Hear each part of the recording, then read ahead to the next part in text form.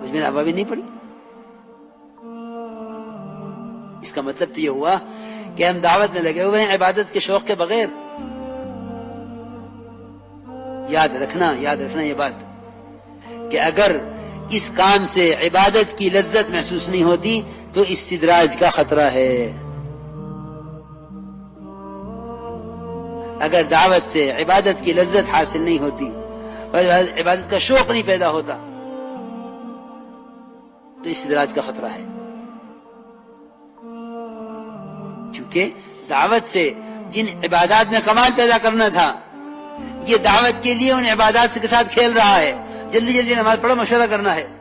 جلدی جلدی نماز پڑھ لو پھر بیان کرنا ہے. اس کی نماز اس کو میں دے کے ماری جاوے گی میلے کپڑے کی شکل میں. اس لیے کہ عبادت کا استخفاف کفر ہے. کفر عبادت کو ہلکا سمجھنا کفر ہے. عبادت کو ہلکا سمجھنا کفر ہے. نماز کے بارے میں فرمایا ہے من استخف او جہد فقد کفر. نماز کو ہلکا سمجھا، اس کے انکار کیا کہ وہ تو کفر کے راستے پہ پڑ گیا. کیونکہ کفر اسلام کے درمیان رکاوٹ ہی نماز ہے. نماز نہ ہو تو پھر کفر ہی کفر ہے. تو میں حیران ہو گیا. میں نے کہا ابھی میں نے 4 رکعت اوابین پڑھی، مجمع جمع ہو گیا. اس سارے مجمع نے اوابین کیوں نہیں پڑھی؟ کیونکہ صحیح حدیث ہے کہ جو شخص مغرب کی نماز کے بعد 6 رکعت اوابین کی پڑھ لے، بعض نے 2 سنتوں کو شامل کیا ہے، بعض نے نہیں کیا ہے، 4 پڑھ لے یا 6 پڑھ لے، کہ جو شخص مغرب کے بعد اوابین میں 4 رکعت یا 6 رکعت پڑھ لے کہ اس کو اس 6 رکعت پر 12 سال کی عبادت کا پورا ثواب ملتا ہے. کتنے سال کی عبادت؟ 12 سال کی عبادت. 12 سال کی عبادت کا ثواب. نماز کا اگر نماز قائم کر لی جاوے، واقعی نماز قائم کر لی جاوے تو یقینی بات ہے کہ پورا دین قائم ہو جائے گا. کیونکہ آپ نے فرمایا ہے، یقینی بات ہے، من اقامها فقد اقام الدین. جس نے نماز کو اس طرح پڑھ لیا جس طرح نماز پڑھنے کا حکم ہے، من اقامها، جس نے نماز کو اس طرح پڑھ لیا جس طرح پڑھنے کا حکم ہے، اس نے اپنے پورے دین کو قائم کر لیا ہے. کیونکہ پورے دین کا سدھار اور پورے دین کا قیام وہ نماز پر موقوف ہے. میرے دوستو عزیزو، یہاں تو کوئی الزام دیے ہوئے ہے ماحول کو، کوئی الزام دیے ہوئے ہے شیطان کو.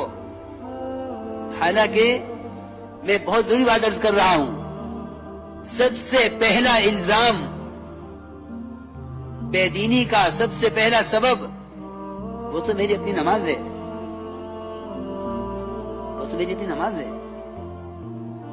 تو یہ بات دیکھنے کی ضرورت ہی نہیں ہے. حکام بدلیں گے تو حالات بدل جائیں گے، ماحول بدلے گا تو حالات بدل جائیں گے. نہیں، سارے دین کا مدار تیری اپنی نماز پر ہے. اس لیے کہ بات حق ہے، من اقامها فقد اقام الدین. جو نماز کو اس طرح پڑھ لے جس طرح پڑھنے کا حکم ہے. میرے دوست بزرگوں عزیزوں، اگر خدا کی قسم نماز کی طرح پڑھ لی جاوے تو دین کے کسی شعبے کا کوئی حکم ٹوٹ نہیں سکتا. یہ یقینی بات ہے. میں بات کر رہا ہوں نماز پڑھنے والوں کی، نماز چھوڑنے والوں کا تو کوئی ذکر ہی نہیں ہے. کیونکہ نماز کا چھوڑنا تو یقیناً کفر ہے. بعض کے نزدیک واجب القتل ہے اور بعض کے نزدیک واجب القید ہے کہ اس کو قید کر دیا جائے ہمیشہ کے لیے. امام صاحب کا مطلب تو قید کرنے کا ہے. اس لیے مسلمان سے نماز کے چھوڑنے کا تو تصور ہی نہیں کیا جا سکتا.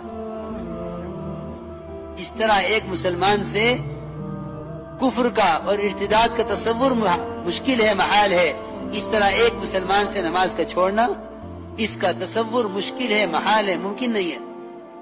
کیونکہ یہ ممکن ہے اور ہوا ہے کہ غیروں نے نماز پڑھ لی ہے. میں نے ابھی عرض کیا تھا واسع نسخہ کا واقعہ کہ نماز پہلے پڑھی انہوں نے، اسلام بعد میں قبول کیا. یہ تو ممکن ہے کہ ایک کافر نماز پڑھ لے، مگر یہ ممکن نہیں ہے کہ ایک مسلمان نماز چھوڑ دے. یہ تو ممکن ہے کہ کافر نماز پڑھ لے، یہ ممکن نہیں ہے کہ ایک مسلمان نماز چھوڑ دے.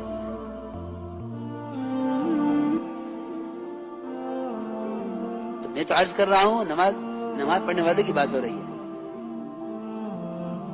کہ نماز پڑھنے والوں کی بے دینی کا کیا سبب ہے، کہ نماز پڑھنے والوں کی بے دینی کا سبب ان کی نماز کی خرابیاں ہیں.